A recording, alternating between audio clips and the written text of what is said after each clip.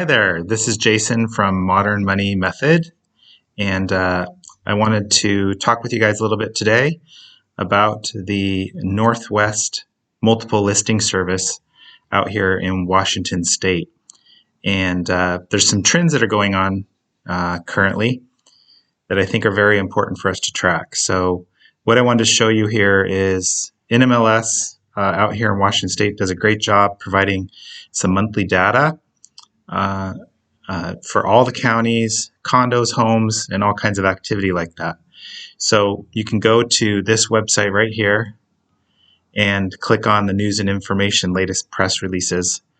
They go 13 months back. So I've been going to this site for a number of years, so I do have some data points that I will show you later that are not covered in this. But what I wanted to show you here is the data that they actually show us on a monthly basis. Now, they do give us the previous month's data about a week later, so it's fairly timely data.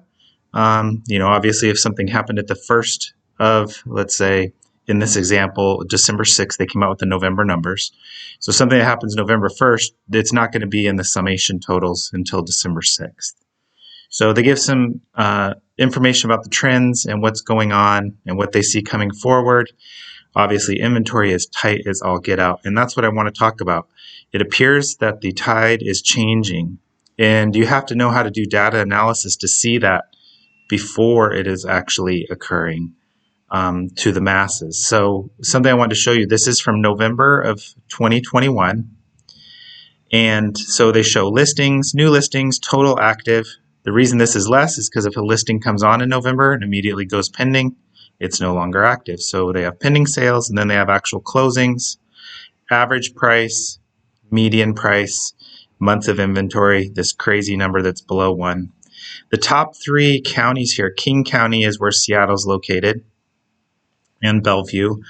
Snohomish County is north of King County, and Pierce County is south of King County. And these 3 counties account for 80% plus of all transactions. So you can look at the data for all the different counties, and they do vary to some degree from each other, but the top 3 are very, very tightly correlated and control the majority of the market. So they show the average price, and they show it for all the counties in Western Washington and Eastern Washington. And then down here, they do the 4 county. They don't do all of them. So they do King, Snohomish, Pierce, and Kitsap is the 4th one, but it is very small compared to the other 3. They show pending sales, single-family homes, SFH, and condos combined on a monthly basis. This is a great chart because you can see trends of where those numbers are going. And we're very seasonal here. As you can see, we have the winter months really start dropping off in November, and then December, January, and then starts picking up back in February. We sell significantly more houses in the spring and summertime than in the fall and winter. And you can compare year over year. So this is a great basic set of numbers because you can see obviously that things were slowing down in 2019 and got very slow in the beginning of 2020 because you can see the year over year comparisons, 6,400 here compared to a normal of 75. You can see we're very busy in 2021. We had 8,000 there.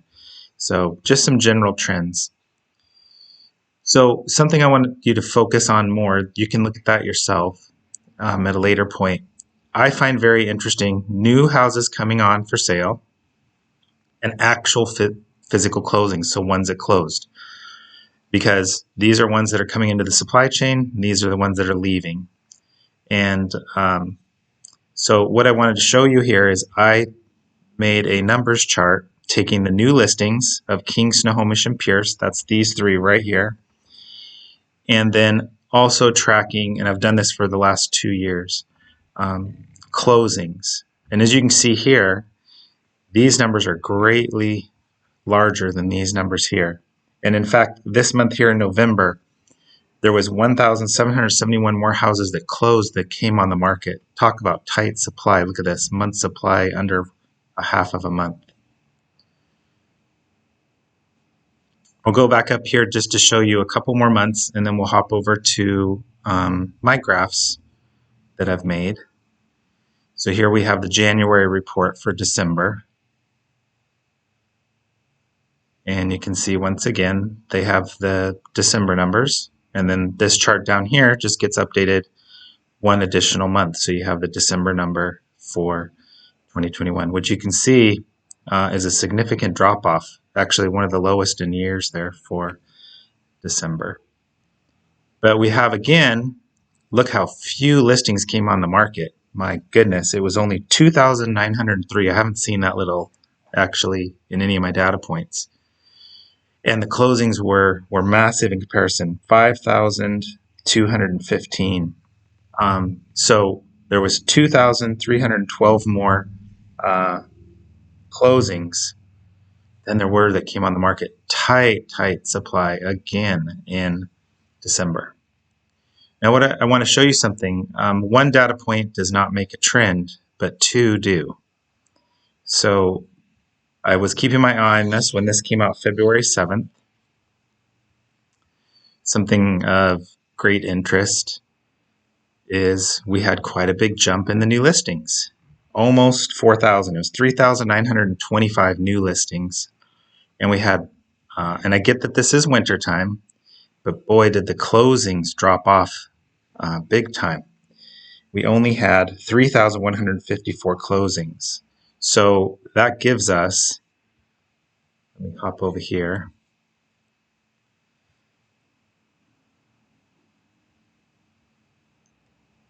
Something of great interest. That gives us 771 additional properties available. As you can see here, new listings from closings. It doesn't get reflected right away in these numbers because these are more based off of pending sales and total active. Now, if you hop over here and we go to February, this is where the trend starts. February of 2022, King, Snohomish, and Pierce counties, new listings jumped to 5,419. Significant jump from just 2,900 2 months before. And look at this interesting stat. We have pending sales, but the closings are dramatically below that. The actual closings were 3,350. So I believe a trend is starting here. Go down here and look at this number 2. So we have starting here, this number here, I believe this was August, year over year closings or pendings were down, slightly down big, and just under 2021. So what this brings me to my main point is the last time we had a positive net change between new listings and closings was in September, which is interesting because we actually had price decreases from July to September. So all the other months in 2021 and recently we've been running these deficits, and quite significant here at the very end of 2021. Now we're jumping up dramatically between listings and actual closings. I think this is going to start impacting values here possibly in the future. I have another chart that I'd like to show you. This one here is home prices, because they always talk about year over year. But one of the things that they don't always show, this is month by month, and I chose some random additional months outside of the last year. In February of 2022, we just reported near record prices in King County, record prices in Snohomish, and record prices in Pierce. So the outside counties are still having greater appreciation than King County. But look at this here. So in September, when inventory was going up, remember that chart I showed you the last time that there was more listings than closings? Look at the average sale price went from August in King County was $772. It dropped to $745. In Snohomish, it went from $667 to $650. And in Pierce County, it went from $505 to just $500. Interesting trend, though, I want you to see here. This is just for reference. This was our last peak. July of 2007 is when the market peaked out here before the great financial recession. So just some interesting data points to see how far we've come since those peaks, especially these outer counties. Snohomish is almost doubled. They are building slightly bigger and fancier houses up there, though, I will admit, from what they had in 2007. So house prices actually peaked July of 2021 in King County at $789 when interest rates were 2.9. They were at $675 in Snohomish and $501 in Pierce. So since this point, Pierce is up about 5%, Snohomish is up about 4%, and King's down a little bit. I thought this was interesting because prices were actually fairly high December 2020 when rates were very low. The super low in rates was July of 2020 when you could get a 30-year conventional loan for, it was 2.5%. Was the low, so that was significant. Then we came up to about 3.3 a year ago, came back down below 3 in the summer, and we've been creeping up ever since, and everybody knows we're above 4. So just wanted to share this data. This data is not as easy to gather, and I will track this on a monthly basis so we can actually see the trend of where the house prices are going. So last year was a dramatic price increase into the summer, and then tailed off in the fall. So my belief is coming March, April, May, you're going to have year-over-year comparisons with only, single-digit price increases from the 15 and 20% price increases, just because of what you're comparing to. So, thank you very much for being here with me. And if you want to reach out to me, feel free to. You can email me. You can reach out to me on this video. Thanks so much.